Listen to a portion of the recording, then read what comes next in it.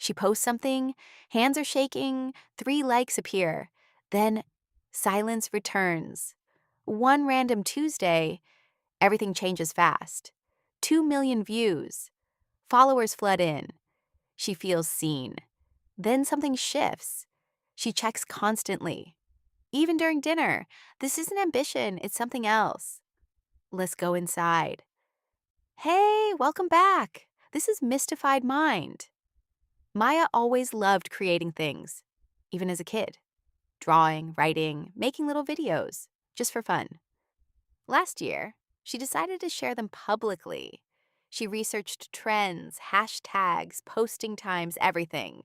Her first few videos got almost no attention. A handful of views, mostly friends and family. She kept going anyway, posting 3 times weekly. Then, unexpectedly, one video found the algorithm's favor. It exploded, millions of views, within days. Brands started messaging her, offering paid collaborations. Her follower count climbed hour after hour. For the first time, strangers cared what she thought. It felt incredible, like finally being understood. But something subtle started shifting.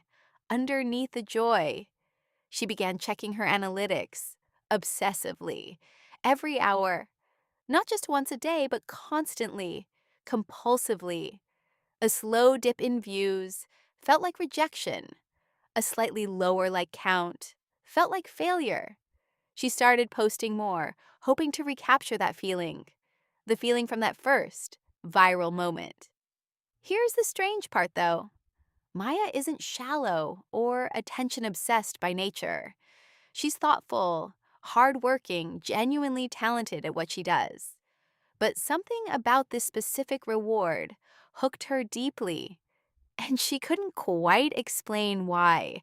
It wasn't really about the fame at all. Her friends started noticing she seemed different lately. More anxious, more distracted, always half present. She'd laugh at dinner, then instantly check her phone, missing half the conversation without even realizing it. So, what actually happened inside Maya's brain? This is about dopamine and something called reinforcement. In the 1950s, psychologist B.F. Skinner ran an experiment. He put rats in a box with a lever. Press the lever, get a food pellet every time. The rats pressed it calmly, whenever hungry. Then Skinner changed the rules completely. Sometimes the lever gave food, sometimes nothing.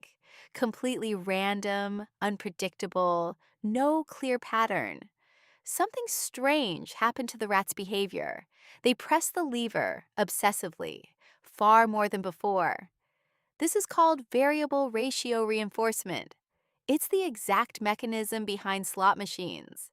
Unpredictable rewards are far more addictive than predictable ones. Your brain can't stop chasing the next possible win.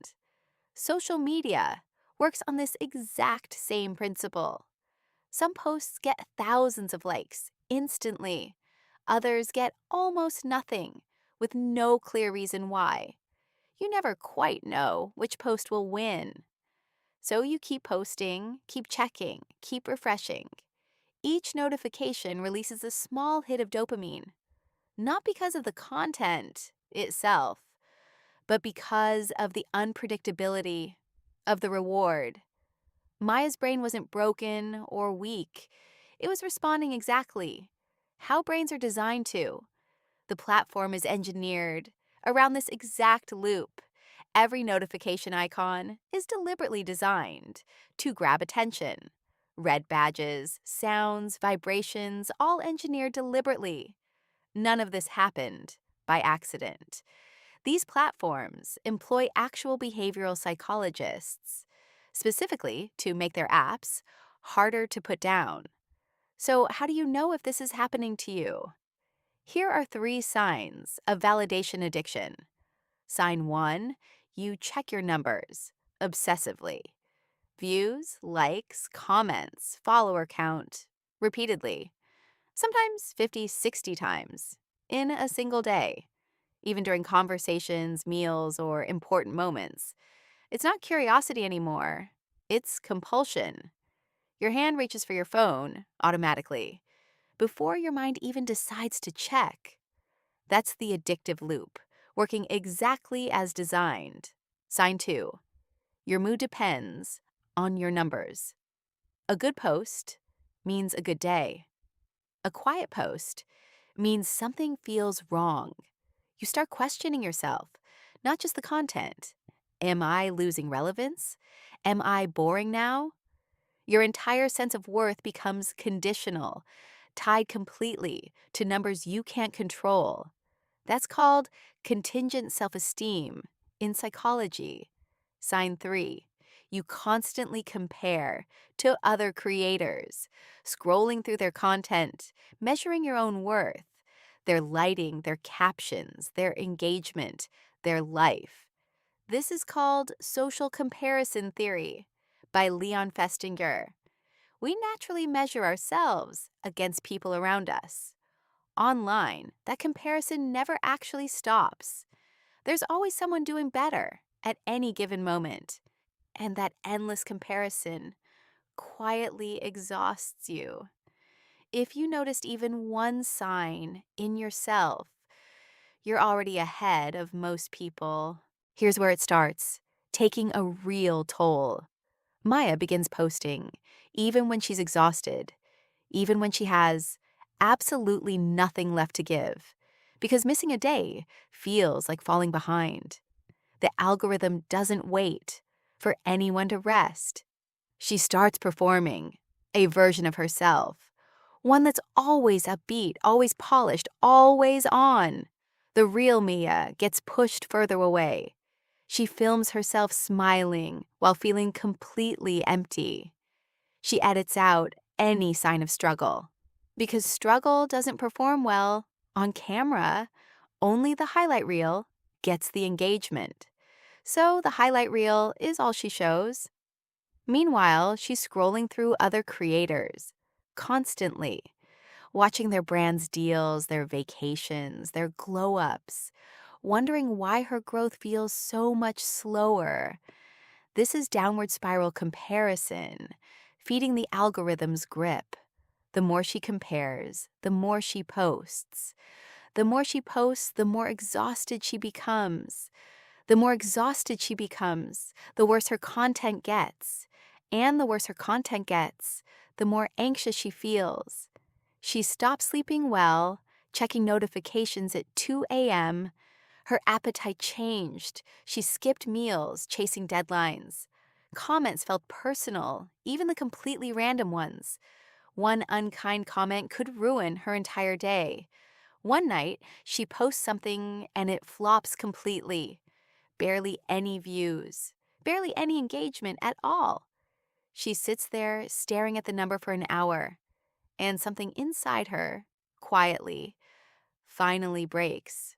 Not from failure, from how much it still hurt. That night, Maya does something she hasn't done in months. She turns her phone off completely, not just on silent, actually off. The silence feels strange, almost uncomfortable at first. Her hand keeps reaching for a phone that isn't there. She notices the urge without acting on it. This felt unfamiliar, but strangely important. Maya starts learning to sit with silence. The next morning, she asks herself a question. Why does a number control how I feel? Why has a stranger's opinion become my mirror? She realizes something important about her own mind. The algorithm was never designed for her well-being.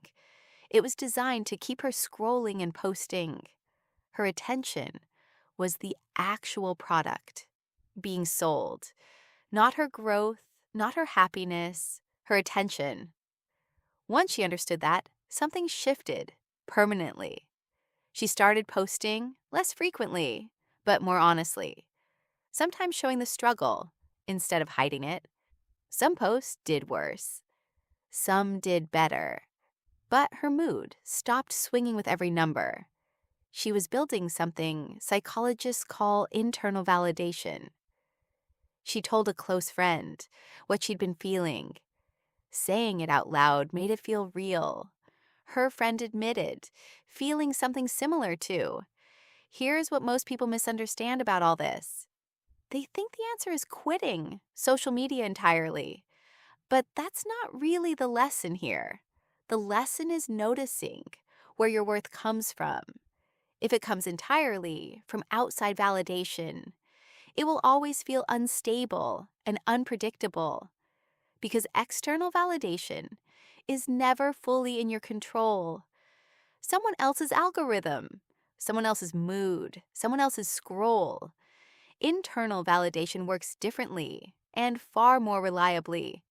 It comes from your own values and effort, not from a number that changes every hour. Maya still creates content and still enjoys it, but she no longer needs it to feel whole. The videos are something she makes, not who she is. That distinction changes absolutely everything. This isn't just about influencers either. It shows up anywhere approval feels like proof. At work, in friendships, even within families.